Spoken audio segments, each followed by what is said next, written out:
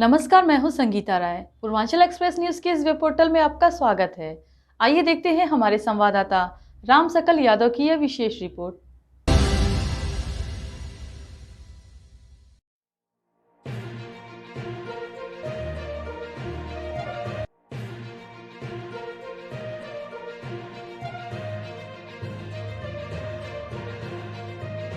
आजमगढ़ नगर के हरियौत कला केंद्र में बृहस्पतिवार को 2 दिवसीय अंतर्राष्ट्रीय भोजपुरी संगम भारत 2024 की शुरुआत हुई। राष्ट्रीय कला सेवा संस्थान द्वारा आयोजित 2 दिवसीय इस संगम में अलग अलग देशों से आए हुए भोजपुरी भाषियों की बोली ने लोगों का मन मोह लिया।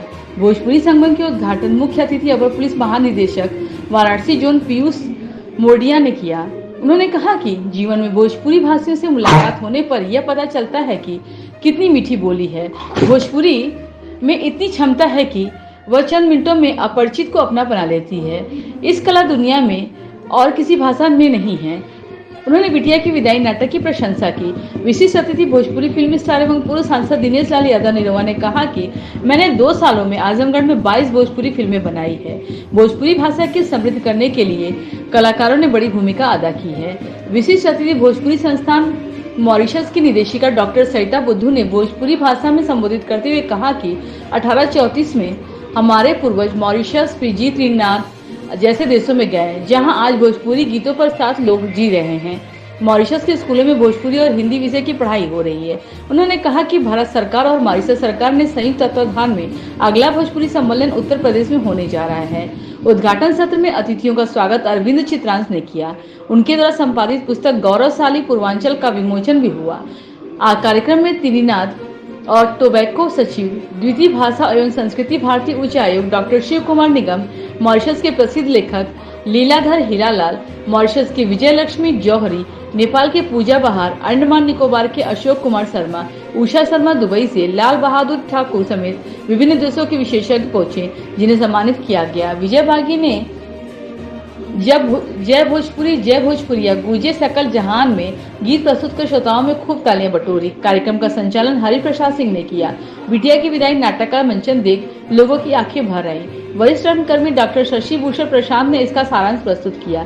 इस मौके पर प्रोफेसर गीता सिंह ने, हसीन खान, प्रोफेसर अखिलेश चंद्र, डॉक्टर निरंकार प्रसाद श्रीवास्तव, सुभाष चंद्र सिंह, डॉक्टर दिग्विजय सिंह राठौर, प्रवीण सिंह, डॉक्टर ईश्वर चंद्र त्रिपाठी, लाल बहादुर चौरसिया आदि उपस्थित थे। और यहाँ पे भोजपुरी के विकास बाकी आप मॉरिशस में किस तरह से भारत और मॉरिशस की संस्कृति को जोड़ते हुए देखते हैं कि भोजपुरी का विकास कितना आपने अभी तक? मॉरिशस में बहुत सभी लोग बाहर से आए हुए हैं, सभी लोग माइग्रेंट्स हैं और वहाँ पर बहुभाषी देश है, बहु संस्कृति, बहु सभ्यता और बहु धार्मिक देश है। फिर भी उसमें भोजपुरी लोग जो है वो 1834 से यहाँ कलकत्ता के ज़रिए से मॉरिशस गए रहलन, जैसे कि गिरमिटिया बन करके, तो वहाँ पर जा कर के बसे वहाँ गए थे तो मजदूर के रूप में कॉन्ट्रैक्ट पर, लेकिन मजदूर से वो लोग आज गवर्नमेंट बन गए हैं मॉरिशस में। और इतनी प्रगति इन सालों में हमारे पूर्वजों ने किए कि आज हमारे बच्चे लोग अंतर्राष्ट्रीय बने।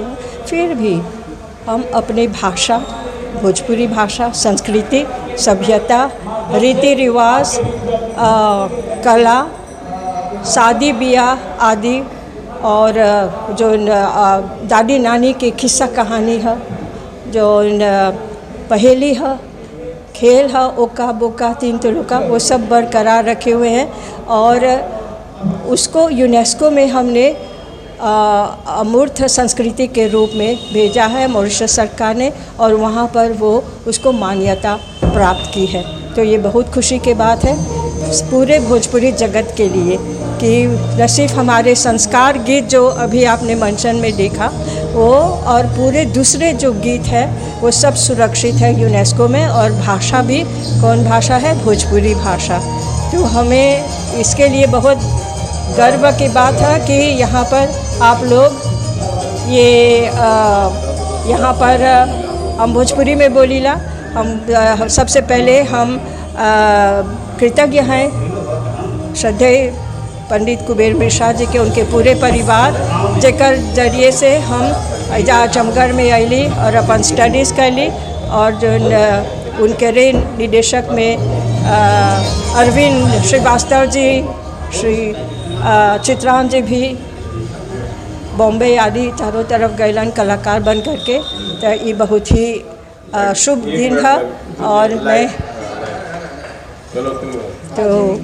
मैं बहुत खुश हूँ कि ये कार्यक्रम यहाँ पर आजमगढ़ में किया गया और मैं आशा करती हूँ कि इसी प्रकार से भाषा गई तो संस्कृति गई और संस्कृति गई तो हम कहीं के नहीं रहेंगे। चाहे लाखों आप अंग्रेज़ी या दूसरे संस्कृति के नकल करें, संस्कृति के नकल करें, लेकिन जो खास अपन संस्कृति है, सभ्यता है, वो कभी आपके गिरे ना दे।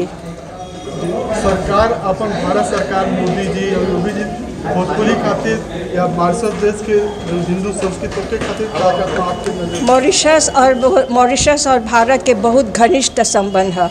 हमनी के खून के रिश्ता है, हमनी के इतिहास के रिश्ता है, हमनी के जन्म के रिश्ता है और भारत सरकार बहुत ही मॉरिशस सरकार के साथ मिल करके अनेक योजना तैयार करले बाटे जेकर से वो मॉरिशस में बहुत डेवलपमेंट होल बा और भारत सरकार ये डेवलपमेंट में बहुत ही हमनी के सहायता पहुँचैले बा। कोविड के समय में यदि भारत फार्मेसी हमनी के फार्मेसी रह भारत सरकार ना रह तो आज हमनी कहूँ का ना रहती सर।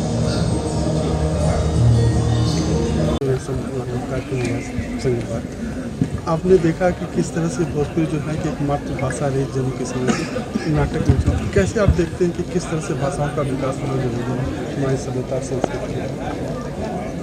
देखिए, भारत में विभिन्न प्रदेशों में अलग अलग भाषाएं बोली जाती हैं। भोजपुरी भाषा पूरब में और बिहार, छत्तीसगढ़, उत्तर प्रदेश में, विशेष तौर पर झारखंड में बोली जाती है। ये सिर्फ भाषा ही नहीं, पूरी संस्कृति है और ये संस्कृति आज न सिर्फ इन इलाकों में बल्कि भारत से बाहर भी पहुंच चुकी है। मॉरिशस में जैसा कि आपने देखा, स्कूलों में भोजपुरी पढ़ाई जाती है, भोजपुरी गीत गाए जाते हैं विभिन्न सामाजिक अवसरों पर और ऐसा ही सूरीनाम में होता है, ट्रिनिडाड टोबैगो में होता है, फिजी में होता है, विभिन्न देशों में ये पहुंच चुकी है। हमारी जो विरासत है ये आगे उतना ही अन्य लोगों एनरिच करती रहे, आगे बढ़े और वैश्विक स्तर पर इसका सम्मान हो, ये हम सभी चाहते हैं। और इस प्रकार के जो संगम हैं जो संस्कृति और भाषा से जुड़े हुए, उनके आयोजन से इसके प्रचार और प्रसार को बहुत बढ़ावा मिलता है। सांसद जी, हमारी सरकार भाषाओं के विकास के लिए काम कर रही है और आप खुद भोजपुरी एक अभिनेता रहे हैं, किस तरह से देखते हैं भोजपुरी सरकार को स्थानीय सहयोग? हमारे आजमगढ़ में जो अंतर्राष्ट्रीय भोजपुरी संगम हो रहा है उसमें कई देशों से लोग शामिल होने के लिए आए और सबने अपनी शुभकामना भी दी और उन्होंने ये बताया भी किस तरह से विदेशों में भी वो लोग भोजपुरी कल्चर को जीवित रखे हैं, वो बात करते हैं। तो जैसे यहाँ सब लोग भोजपुरी में भाषण भी देहल है और भोजपुरी में वहाँ जितना कल्चर बाटे ओके भी लोग जीवित रखले बा, एकर भी चर्चा भइल है।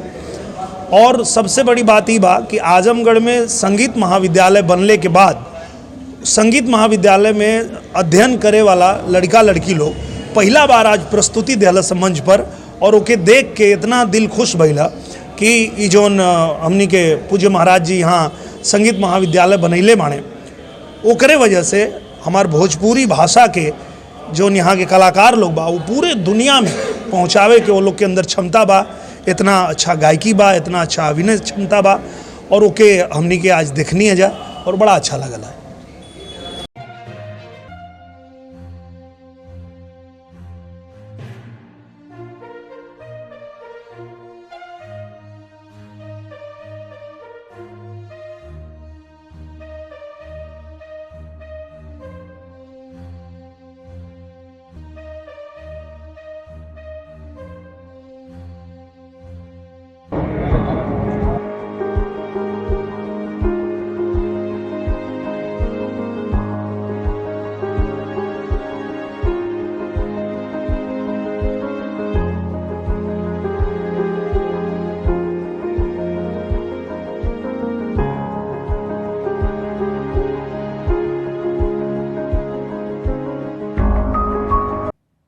अगर आपको हमारी खबर पसंद आई हो तो हमारे चैनल को लाइक, सब्सक्राइब और शेयर जरूर करिए।